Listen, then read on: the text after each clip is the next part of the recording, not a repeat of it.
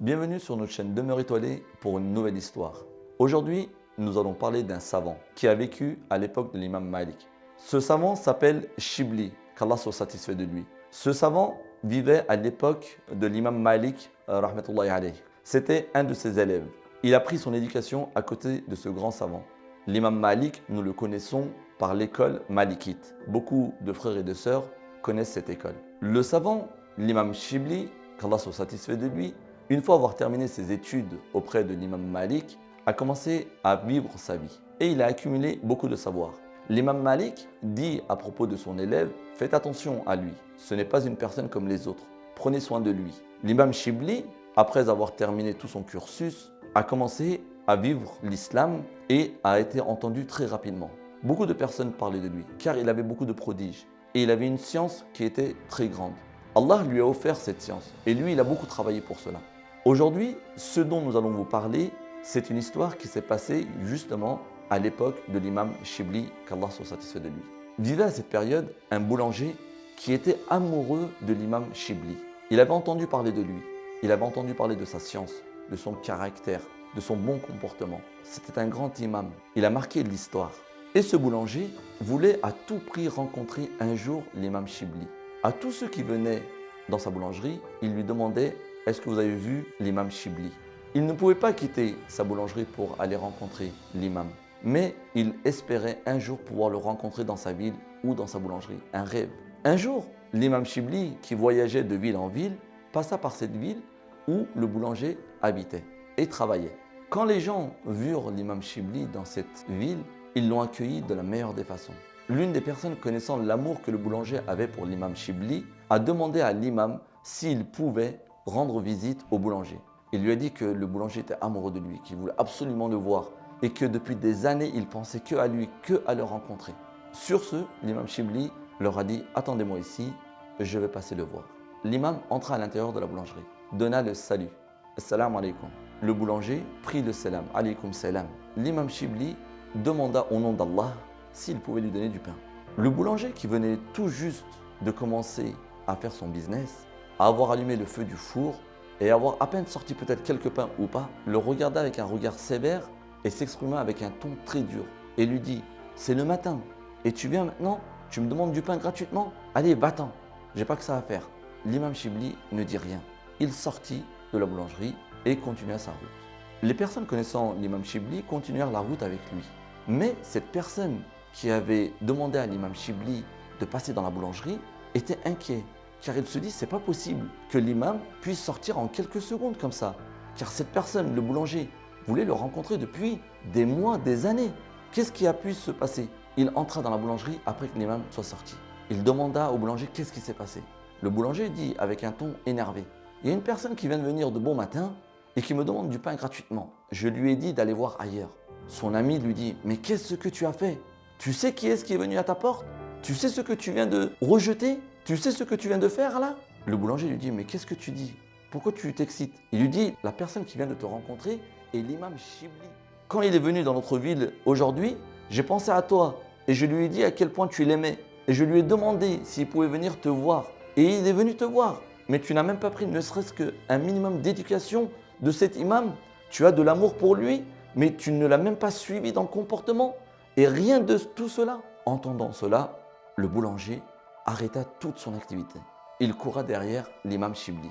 Une fois l'avoir rejoint, il le supplia, lui tena la main droite, la main gauche, lui demanda de le pardonner et insista pour que l'imam s'arrête et lui dise quelques propos.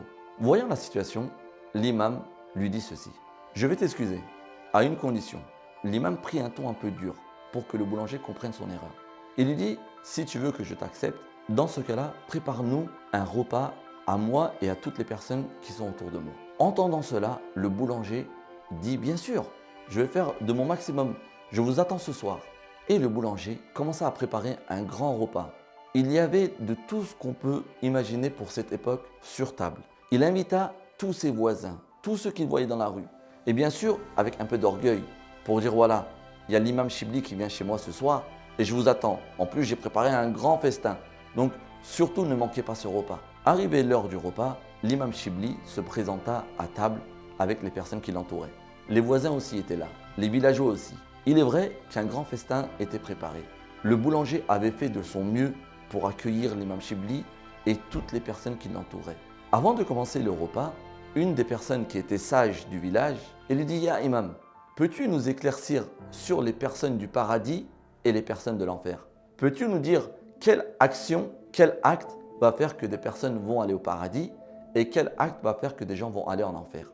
L'imam Shibli prit la parole et dit « Je vais vous donner la réponse avec l'exemple de ce boulanger qui nous a invités ce soir à ce repas. En ce qui concerne les personnes qui vont aller au paradis, je ne sais pas. Mais en ce qui concerne les personnes qui vont aller en enfer, alors là, le boulanger vous suffit comme exemple. » Et là, tout le monde était étonné. Mais comment est-ce possible? Imaginez-vous, vous êtes à table de la personne qui vous a invité et vous sortez une phrase comme celle-ci. Mais ces personnes-là voulaient donner une leçon pour que les autres personnes ne tombent pas dans la même erreur. Car le boulanger avait fait de l'orgueil. Le boulanger avait fait quelque chose qui n'allait pas avec l'islam. Et l'imam Shibli voulait donner une grande leçon. Il dit « Ce matin, je me suis présenté à sa boulangerie. Au nom d'Allah, je lui ai demandé une tranche de pain. Il n'a pas réussi à donner une tranche de pain pour Dieu, mais pour moi, Shibli, un être humain qui n'est rien, il a préparé tout ce festin. » Et il dit justement que Allah n'accepte pas ces actions-là et que toutes les personnes qui agissent de cette manière devront préparer leur place en enfer. Et nous allons vous citer 2 versets et un hadith à ce propos pour que nous comprenions quelle leçon a bien voulu donner l'imam Shibli. Allah nous dit dans la sourate 2, verset 264 « Ô les croyants, n'annulez pas vos aumônes par un rappel ou un tort, comme celui qui dépense son bien par ostentation devant les gens sans croire à Allah et au jour dernier. Il ressemble à un rocher recouvert de terre qu'une averse l'atteigne. Elle le laisse dénué.